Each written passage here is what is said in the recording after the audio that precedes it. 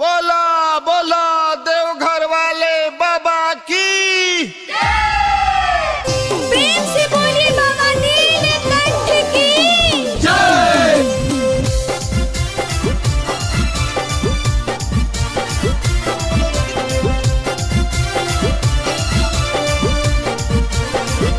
बोला बोला डमरू वाले बाबा की चलो न सावन में देवघर तोरा घुमई बहुधानी गे। बोल पाओ चलो न सावन में देवघर तोरा घुमई बहुधानी गे। कि तोरा भोले बाबा के दर्शन करई बहुधानी गे। कि तोरा भोले बाबा के दर्शन करई बहुधानी गे। बोला बोला देवघर वाले बाबा की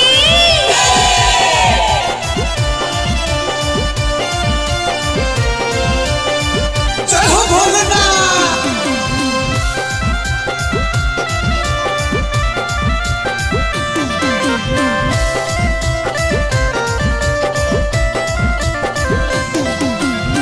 चलन धानी हमरा साथे देव घर गे।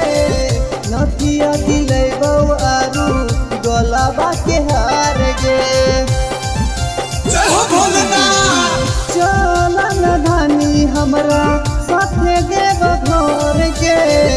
नथिया दिलै बौ आरू गलाबा के हार गे।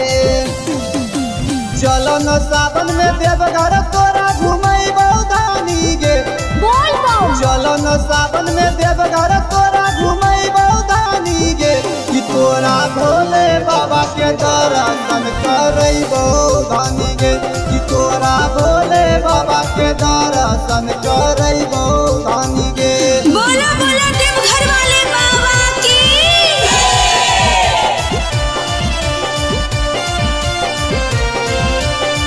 जय हो भोलेनाथ।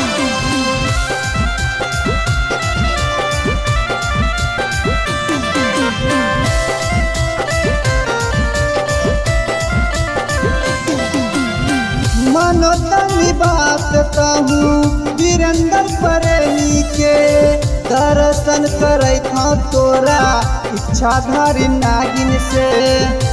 जय हो भोलेनाथ।